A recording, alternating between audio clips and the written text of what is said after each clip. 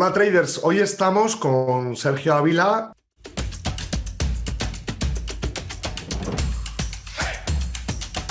que bueno, aparte de que es el analista macro y demás temas de IG Markets, él hace su trading particular, que va a ser muy interesante que tengamos una visión. Ya hemos hablado mucho en el canal del tema macro, no lo hemos tocado lo suficiente, pero ya sabéis que somos un canal de trading algorítmico y Sergio nos va a complementar todo lo de macro que tenemos que ir aprendiendo, porque es súper necesario también para un trader algorítmico. Así que, Sergio, me gustaría que nos contaras un poquito primero cómo empezaste, de dónde te viene esto del trading, cómo te picó el gusanillo y qué es lo que te hizo venir a este tema. Hola Pablo, un placer estar en tu canal y bueno, pues te comento un poco mi historia, ¿no? Como bien has comentado, yo ahora mismo soy analista de mercados en IG y opero por mi cuenta. Desde el año 2005 se puede decir que fueron los primeros inicios en la operativa personal. En ese año me fui a estudiar a la Universidad de Salamanca. Antes de ir a la universidad, bueno, pues la economía era lo que más me gustaba, me apasionaba el tema económico, todo lo que tenga que ver con los negocios siempre, no sé por qué, me había salido de ahí de la sangre, ¿no? Me gusta pues la actividad económica y por qué no decirlo, pues siempre me ha gustado el dinero, ¿no? Yo creo que a todo el mundo al fin y al cabo pues le gusta vivir bien y trata de buscar pues cómo hacerlo para intentar pues vivir lo mejor posible. Así que nada, en el año 2005 yo me fui a estudiar a Salamanca la carrera de Administración y Dirección de Empresas y pues empecé a leer el libro de análisis técnico de los mercados financieros de John Murphy, junto con las primeras asignaturas que tenía de la carrera, ¿no? Pues macroeconomía, microeconomía, sobre todo la parte más de macro, que con las primeras lecciones que veía, pues yo ya me emocioné, por así decirlo, me flipé y dije, bueno, yo ya soy el trader máster del universo, yo ya con esto que sé, con un análisis técnico de Murphy, con la macro que me han explicado aquí, en nada, en 3 clases, yo ya puedo vencer a Warren Buffett. Y ahora, suscríbete, el cuadrito aquí, suscríbete. Esa fue la idea, claro, siempre estaba muy emocionado. ¿Y qué pasó? Pues fue mi primera aproximación a los mercados. Fíjate si tenía confianza, que le pedí dinero a mi madre, que en esa época pues yo ya tenía 18 años, evidentemente. Es cierto que había trabajado algún verano, tenía algunos ahorrillos, pero poca cosa. Y la convencí, poder de convicción que tuve, que la dije que me dejase dinero. Digo, mamá, déjame dinero que yo creo que podemos conseguir multiplicarlo. Bueno, pues me dejó 2.000 euros y me abrió una cuenta de warrants para invertir en warrants sobre acciones. Que bueno, pues los warrants ya sabemos que son complicados y además no es que sea complicado como tal, una vez que lo comprendes, bueno, pues sabes que es una prima y que hay ciertos parámetros que afectan en el precio de la prima. ¿Qué pasa? Que yo no sabía, tampoco me había estudiado el producto, me había estudiado el análisis, pero no el producto. Y en esa época, bueno, pues estaba subiendo el petróleo, digo, si el petróleo sube, yo creo que me meto en Repsol. Y no hice ningún tipo de gestión del riesgo, ninguno. Me metí con todo en Repsol, con los 2.000 euros. Yo veía además, ¿no? Iba todos los días mirando, cada X tiempo miraba la cotización de Repsol y yo veía que Repsol subía.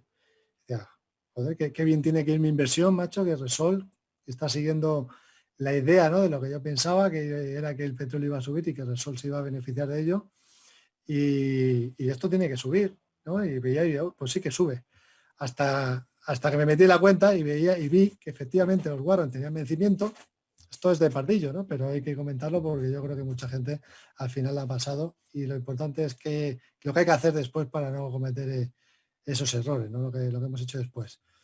Pero cuando me metí en la cuenta, pues se había perdido 1.800 euros. Menudo disgusto me cogí, imagínate, ¿no? Primera inversión, dinero que no es tuyo, es de mi madre que había confiado en mí y había perdido 1.800 euros. Con lo cual, bueno, pues mi madre preguntándome cada X tiempo qué tal iban las inversiones, yo dándole largas y diciendo, bueno, pues van bien, vamos, van muy bien las inversiones. Hasta que ya se lo tuve que decir y dije, mira, me ha pasado esto. He perdido 1.800 euros de los 2.000 que me has dejado. Y esa fue mi primera aproximación. Así que imagínate, a partir de ahí, dije, hombre, esto yo no puedo cometer este error. Yo quiero vivir de la bolsa. A mí me gustan los mercados. Creo que es algo que si me dedico a ello, pues en algún momento dado me va a servir, ¿no? Voy a poder hacer las cosas bien. Y a partir de ahí, pues lo único que hice fue estudiar a piñón.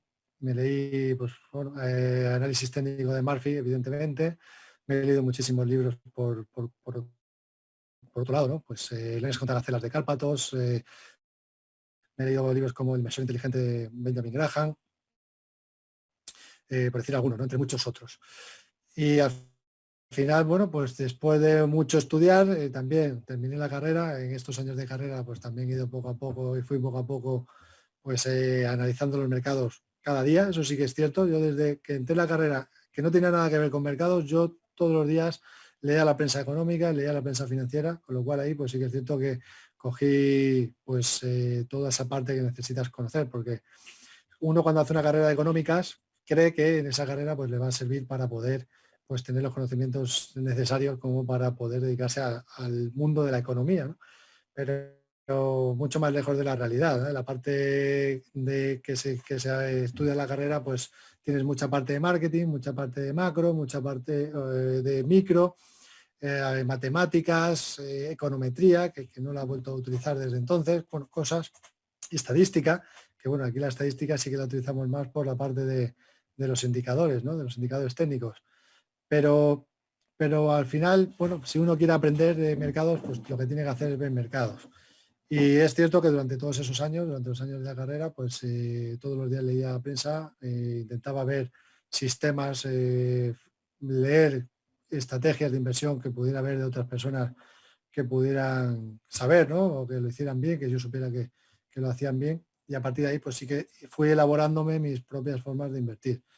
Es cierto que luego después me he abierto cuentas más pequeñas, ya no me volví a abrir una cuenta de 2.000 euros hasta mucho tiempo después. Las primeras cuentas pues empecé pues con cuentas en CFDs de 100 euros, cuentas pequeñitas, que digo, si pierdo, y con micro, si pierdo, pues no pasa nada, porque al final son 100 euros y lo que tengo que hacer es testar la operativa. Y empecé haciendo lo que suele hacer mucha gente, que es hacer muy corto plazo cuando todavía no sabes analizar el largo plazo.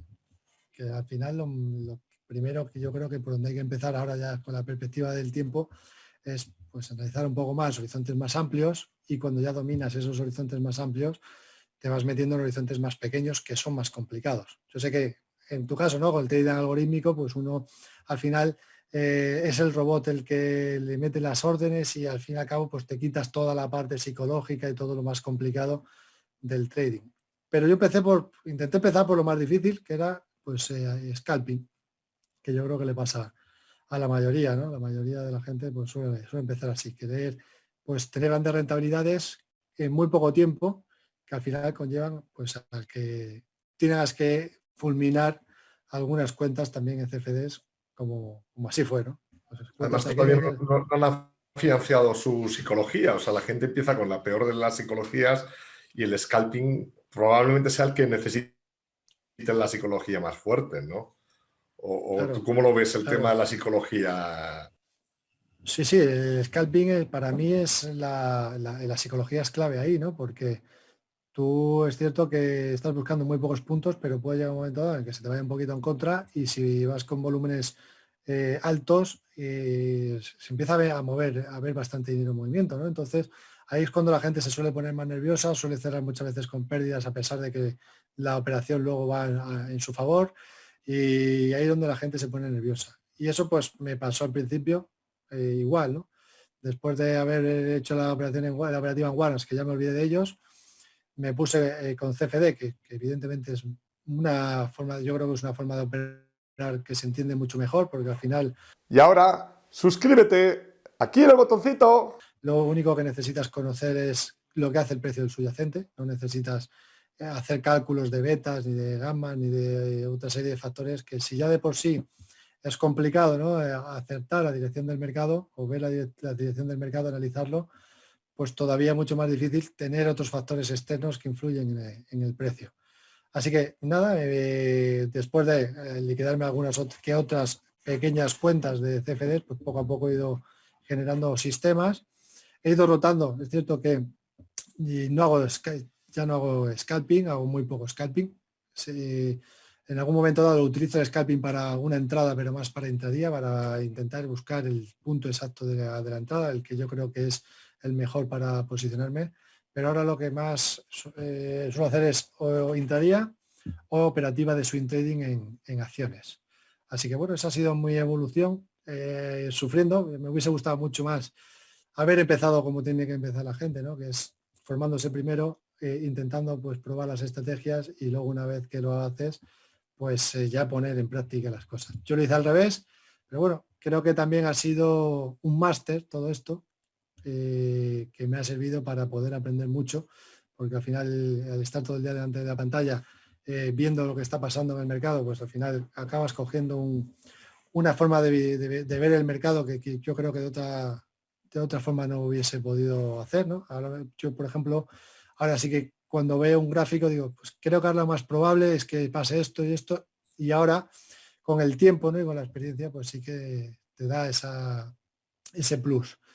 Pero esos fueron los inicios, ¿no? Mucho sufrimiento, y luego pues mejoría con el tiempo hasta ahora que ya pues ya efectivamente pues hay una operativa consistente y una forma de operar rentable. Tal es así que bueno, el año pasado, por ejemplo, hablando de la parte de acciones, pues normalmente tanto el economista como Expansión hace un concurso entre casas de análisis, tanto brokers como otro tipo de analistas, y el año pasado, bueno, pues IG, con la cartera que elaboro yo, ganamos con más de un 40% de rentabilidad después de toda la caída que tuvimos con el No. coronavirus. O sea que sí que es cierto que ya, bueno, ahí sí que está claro que ya la forma de tomar las decisiones ya es totalmente distinta a lo que era el principio. Ahora tengo muy en cuenta la gestión del riesgo, que antes, por ejemplo, pues no la tenía, y ahora mismo para mí, por ejemplo, sí que la ¿Qué riesgo. drawdown tuvo esa cartera, Sergio? ¿Qué drawdown tuvo esa cartera? ¿Tienes números del drawdown? No porque ¿Algunas métricas más? es solo se pueden coger acciones españolas y solo se puede actualizar cada 3 meses. Ah, vale. En los primer trimestres fue malo para todo el mundo y luego a partir de que ya empezó el mercado a arrancar, también es cierto que el mercado español pues, no arrancó todo en la misma línea como por ejemplo el mercado americano, ¿no? Que había que haber sido muy selectivo y yo creo que lo que hicimos ahí un buen trabajo seleccionando valores que podían empezar a tener fortaleza y que podían empezar a ser de interés, a entrar dinero, y en los 3 trimestres siguientes no hubo ningún valor de los 5 que se metían en la cartera que cotizó, que cerrase en negativo. O sea que eso fue, bueno, pues yo creo que muy interesante. Y luego aparte de eso también, bueno, pues ¿Cuál fue por ejemplo, cuál fue el valor estrella de la cartera? ¿Cuál fue el valor estrella? pues ¿Y qué ponderación Solaria. hiciste? ¿Cómo ponderaste? Bueno, las ponderaciones van dependiendo. Yo cuando, en este caso, cuando he ido haciendo un cambio en la cartera, lo que voy viendo es, tengo 3 meses por delante, ¿cuál es el aspecto técnico que me proporcionan? Yo creo que, por ejemplo, estos 3-4 valores pueden ser los más fuertes, imagina, ¿no? Dentro del mercado español. Digo, ¿cuál, dentro de los más fuertes, cuál creo que puede ser el más fuerte y que no tenga demasiada volatilidad? Pues a ese le fui dando más peso en relación a los demás. También, pues, con una parte un poco más defensiva, tuve compañías como Viscofan, Eurofoods, en cierta manera, durante el año pasado, que eran más defensivas.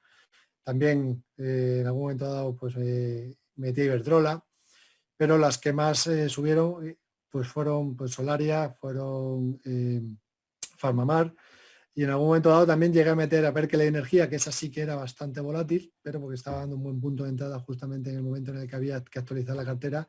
Y digo, pues mira, le meto menos ponderación, pero le meto más riesgo a la cartera para intentar, pues, bueno, pues que con menos ponderación, es decir, si no va como yo deseo, pues que tampoco vayamos a tener una pérdida sustancial con respecto al resto de la cartera, pero si va bien como espero, pueda darle un plus muy fuerte adicional de rentabilidad. Y bueno, eso la tuve durante 3 meses.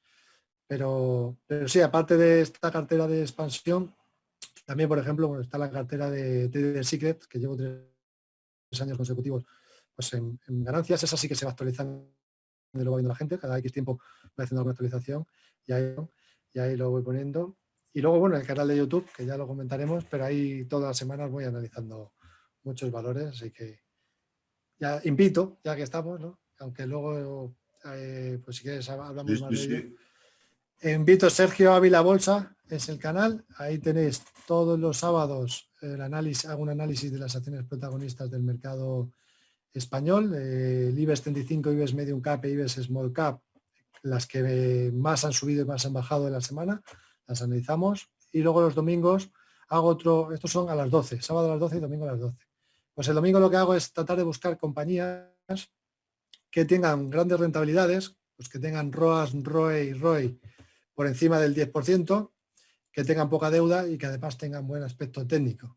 Ahí sí que le metemos esa un poquito más la parte fundamental. Pero luego, además de todo esto, pues en el canal de YouTube subimos también los consultorios de bolsa en la radio, en Intereconomía, normalmente suelen ser los martes por la tarde, pues también lo grabo y lo subimos. Así que bueno, esa es mi historia, Pablo. Además, id suscribiros porque es importante que estéis suscritos al canal de Sergio porque necesitáis complementar todo esto con macro. O sea, por lo menos tener un conocimiento, igual no os vais a dedicar a ello si vais a hacer algorítmico, pero necesitáis por lo menos entender qué hay de fondo y creo que el canal de Sergio os puede ayudar. Así que iros por favor al canal de Sergio y suscribiros, ¿vale? Luego lo vamos a poner aquí abajo y de esta manera vais a poder seguirle y tener una formación adicional. Vale, me gustaría que te definieras un poco como trader. Has hablado un poquito de fundamental, has hablado de técnico, previamente en la charla privada has hablado de momentum, que nos des una definición un poquito más precisa para nuestra audiencia de qué tipo de trader eres y luego combina esto también respecto, estás trabajando en un broker, qué libertad, con toda la libertad que te puedas hablar, qué libertad tienes al trabajar en un broker, si estás restringido a la hora de hacer tu trading privado, porque nos interesa más en este canal que nos cuentes más tú como trader particular que como analista de un broker. Me interesa a mí personalmente y creo que a mis suscriptores tu aspecto como trader particular. ¿Cómo lo combinas esto con trabajar en un broker? Vale, pues te comento. Vamos a ver, en este caso, a la hora de combinar, yo es cierto que al trabajar en un broker, todas las operaciones que hago las tengo que declarar.